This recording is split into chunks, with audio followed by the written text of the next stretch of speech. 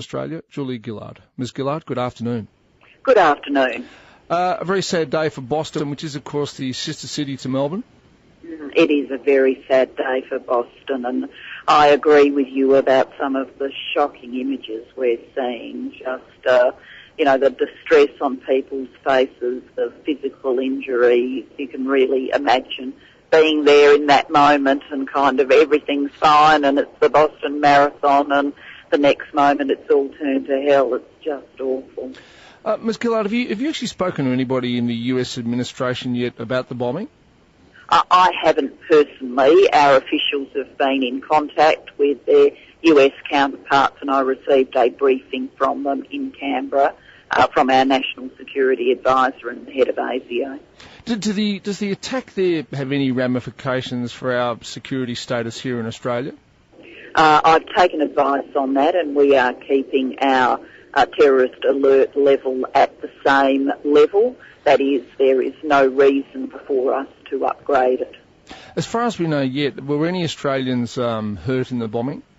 To the best of our knowledge, we are not aware of any Australian being hurt, so we don't know of anybody at this stage.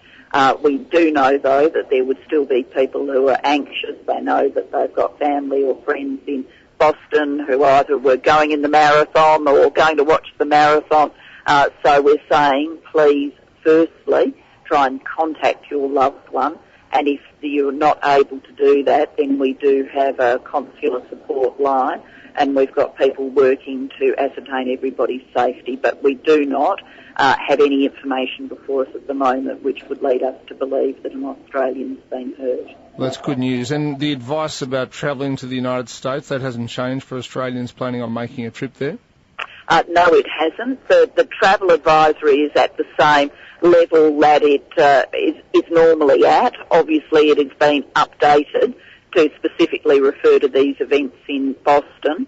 So people, obviously people would know from other sources, but just as an absolute fail-safe, if the only source of information people were getting was the travel advisory, it would tell them what's happened in Boston, and say obviously in Boston that people need to pay due regard, absolute regard to the instructions of local authorities about what to do next.